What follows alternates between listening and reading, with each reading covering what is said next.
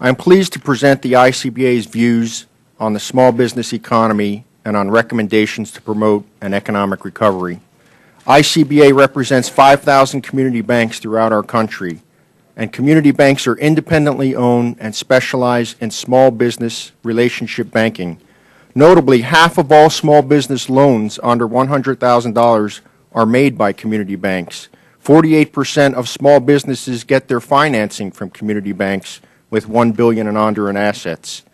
Today, our small businesses are facing the most difficult economic conditions in decades, and accessing credit is getting more problematic due to the turmoil in the credit markets.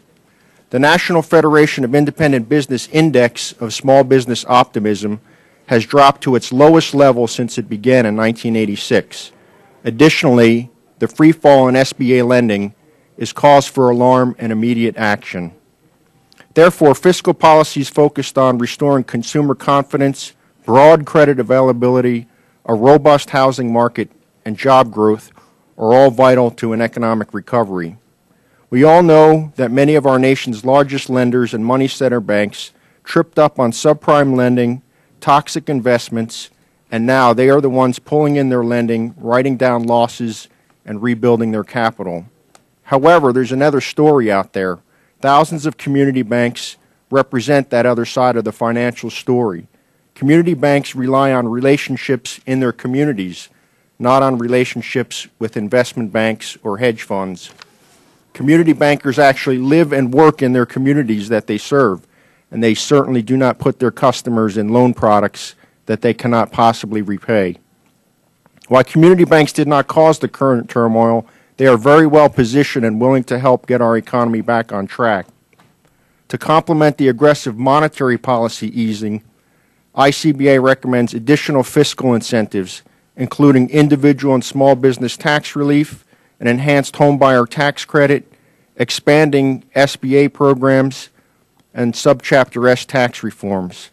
Additionally, we really need to address our fair value accounting system and improve community banks' access to the TARP and TALF programs that this committee has worked hard on. SBA lending programs are vital. SBA lending should serve as a counterbalance during these challenging credit times for small businesses. Unfortunately, what we see is a dramatic drop in the dollar amount and number of small business loans being made. While the typical commercial small business loan has a maturity of 1 to 3 years, SBA 7A loans typically average 12 or more years in maturity.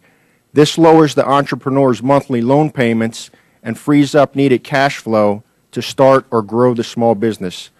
ICBA recommends immediately offering a super SBA loan program for 1 year as an economic stimulus to help small businesses access the capital they need.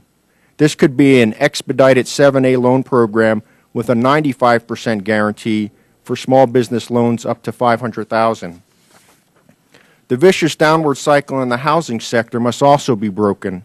Extending the $7,500 first-time homebuyer tax credit and removing the repayment provision will help jumpstart home sales, stabilize home prices, and address foreclosures. ICBA also recommends an immediate increase in the annual limit on tax-exempt muni bonds from $10 million to $50 million. This would create greater low-cost funding for local projects such as school construction, water treatment plants, and other municipal projects. Chairwoman Velasquez, ICBA greatly appreciates your efforts to work with the Treasury and the Federal Reserve in successfully launching the TALF program. By providing liquidity to issuers of consumer asset-backed paper, the Federal Reserve facility will enable more institutions to increase their lending. ICBA also appreciates the Small Business Committee's attention to the TARP Capital Purchase Program. Community banks are very concerned that 3,000 financial institutions still do not have access to the Capital Purchase Program. In conclusion, community banks did not cause this financial crisis, but we certainly will be there to help ensure our nation's small business will have the access to credit that they need. I appreciate the opportunity to testify. Thank you.